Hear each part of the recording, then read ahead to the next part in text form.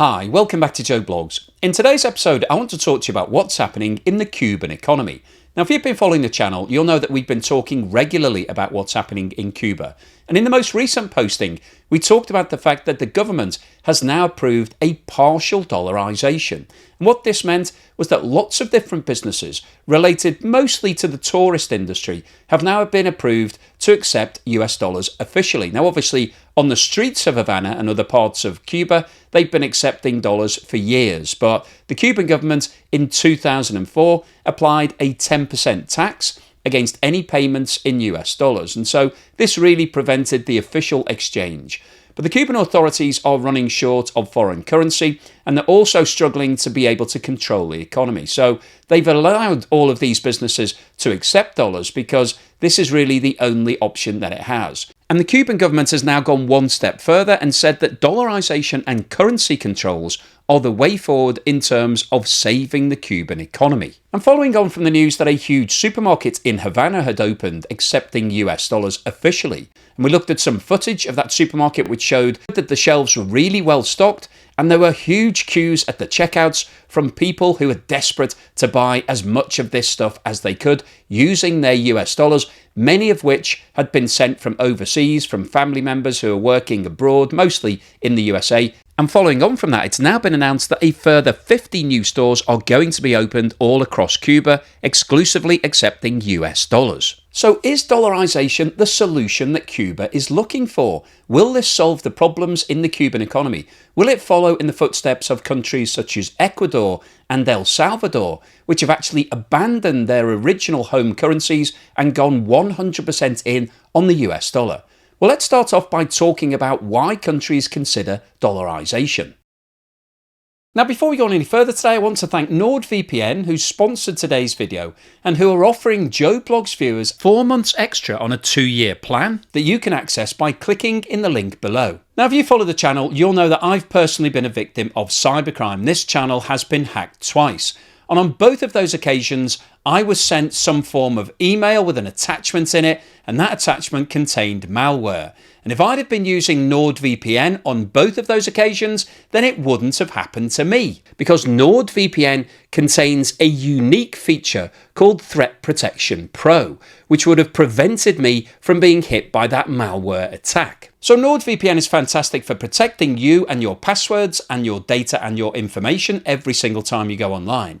But it's also great for opening up a world of entertainment, because you can access data and entertainment and information that is not available in your region, that you're geo-blocked from. It's really easy to change your location and be able to access a whole new world of entertainment and information. Now, as I mentioned, NordVPN is offering Joe Blogs viewers 4 months extra on a 2-year plan, which you can access by clicking in the link below or going to nordvpn.com/Joe Blogs. And the great news is that it offers a 30-day money-back guarantee. So if you're not happy, you can get your money back within the first 30 days. Dollarization is something that occurs in an economy when the people of a country start to lose faith in their own currency. And the reason why they do that is twofold. Firstly, there's rising inflation. And secondly, the value of that currency in the international markets, the exchange rate, starts to fall rapidly. So if we start off by looking at what's been happening with inflation in Cuba, this chart shows the official rate of inflation over the past 3 years.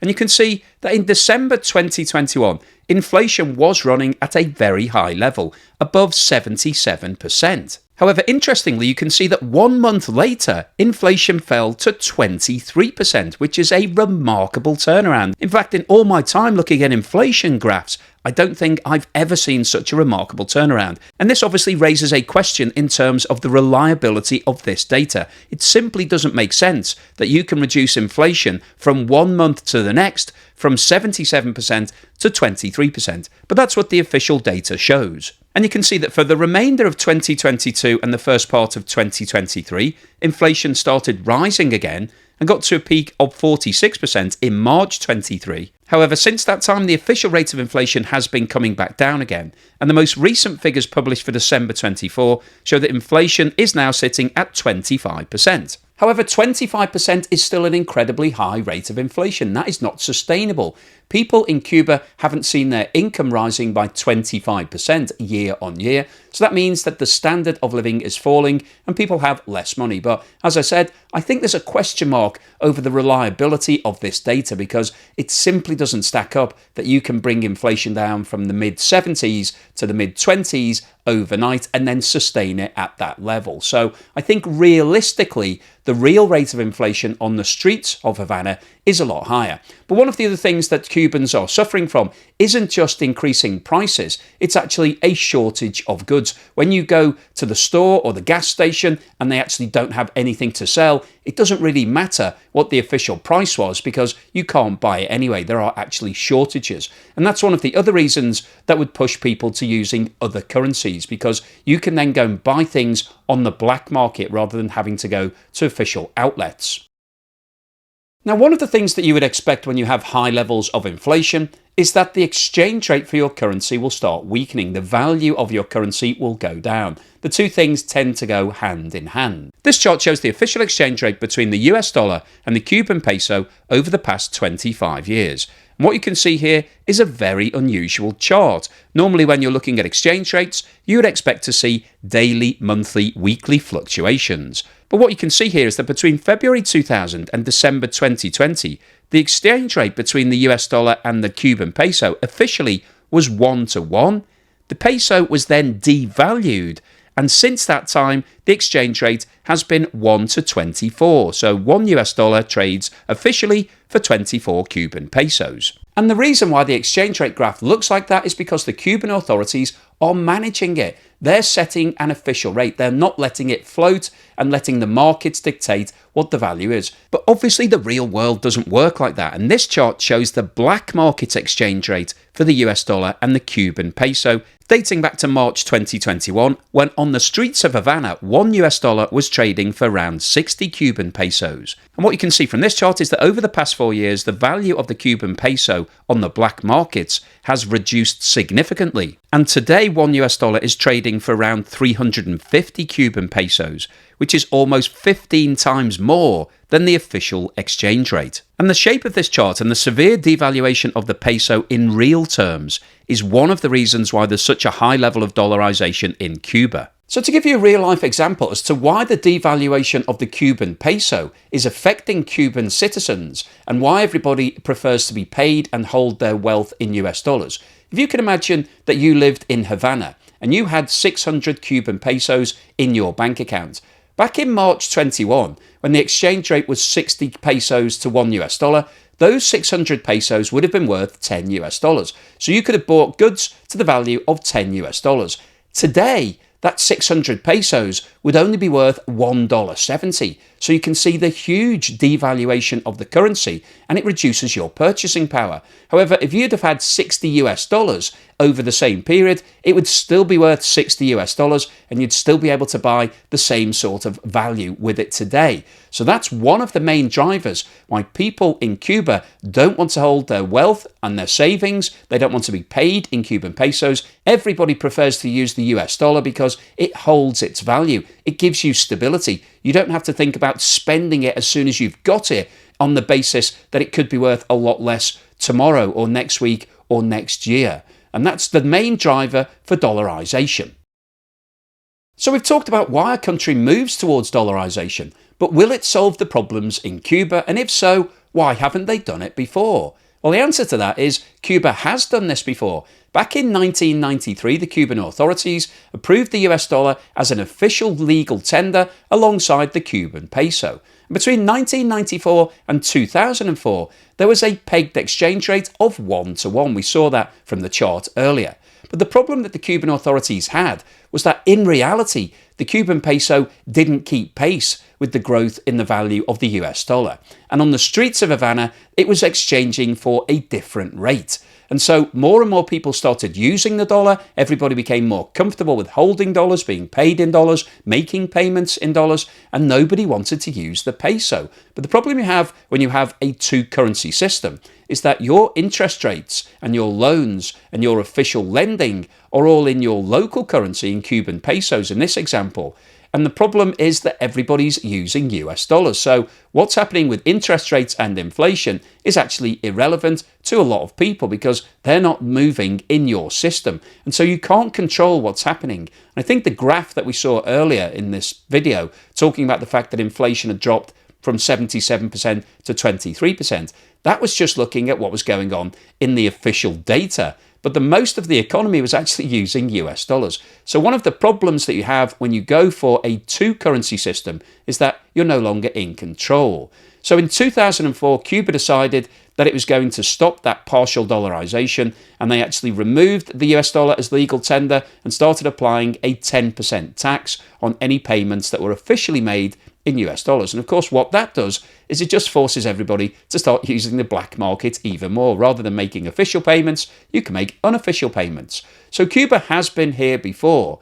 And the question is, why is it now coming back to the US dollar? And I think the answer to that is because Cuba doesn't really have much choice. Its economy has collapsed. It's really struggling to get enough foreign currency to be able to buy in all the things it needs to. It needs to import huge volumes of oil to keep the electricity running in the country. And so it really is a reality that the Cuban authorities don't really have much choice. So what's the summary and conclusion today? Well, I wanted to post this video because I think what's happening in Cuba right now is really quite interesting. Because what we are seeing is the Cuban authorities that at its heart have a communist ideology and are also facing a ton of sanctions from the USA. It's one of the reasons why the Cuban authorities say that the Cuban economy is in such a bad position at the moment, because it's lost its trading relationship with the US, and as its local and closest biggest economy, that would have been the saviour of the Cuban economy if they could have maintained relations. But the decision was made back in 1959 to go all in on the communist idea. And the problem that Cuba now has is that the other communist countries that were helping it out in the 60s and 70s and 80s and even the 90s and the noughties to a certain extent are all in difficulty themselves. The Soviet Union broke up in 1991, and that was the biggest trading partner that Cuba had. And obviously, Russia is now trying to get back to being a partner with Cuba, but it's in a difficult situation itself because of what's happening in Ukraine. Cuba then turned to Venezuela for help, and for a period of time that went quite well. It received lots of free oil from Venezuela, but unfortunately Venezuela has now been sanctioned and it's having difficulties itself because it can't export oil officially and make lots of money. And so Cuba has really been left to its own devices. And that's one of the reasons why the economy is in such a dire situation at the moment, because its partners are in difficulty themselves. So ideally, Cuba should get closer to the USA, but obviously there are long-standing issues there that are going to be very difficult to get around. And so Cuba is now faced with a situation whereby its currency is devaluing almost on a daily basis. The people in Cuba have got shortages, there's blackouts, there's not enough fuel to go around, people don't have enough money, and so everybody is preferring to use the US dollar. That's why we're seeing a high level of dollarization. This isn't a government-driven initiative. This is something that's happening on the streets of Cuba, and the government is now facing the reality of saying, well, we need to do something to try and improve the situation. So as we saw in the previous video, they've opened this new spanking supermarket in Havana. It's all shiny and new, got lots of stock, and it's accepting US dollars. And people are literally flooding there to buy all of this produce because lots of people in Cuba receive money from overseas. There are lots of Cubans working in the US, sending cash back, and that cash is now being used to buy things in that supermarket. And the authorities have now come out and said that they've approved a partial dollarization and they're going to open another 50 of these stores. And this really is a move towards a full dollarization like we've seen in Ecuador and El Salvador. And it's actually been quite successful in those economies. So there is a question as to whether Cuba will follow suit. Will it go all in and accept the US dollar and scrap the Cuban peso, or will it maintain its own currency? And I think as it stands at the moment, the road forward is possibly a full dollarization. But that would be a big issue for the Cuban authorities to agree to, because they're technically at trade war with the USA right now. So the overall summary of today's video is that we are seeing the problems in Cuba getting worse. The authorities are now acknowledging it by saying that everybody can start using US dollars. And I think over the next 3 to 6 to 12 months, we will see an increase of these official policies, and Cuba could be heading for a full dollarization. So hopefully you've enjoyed today's video, you found it useful, informative and thought-provoking. If you've liked what I've said, then please give me a thumbs up. Thank you for watching this video all the way through to the end, and here's something to put a smile on your face.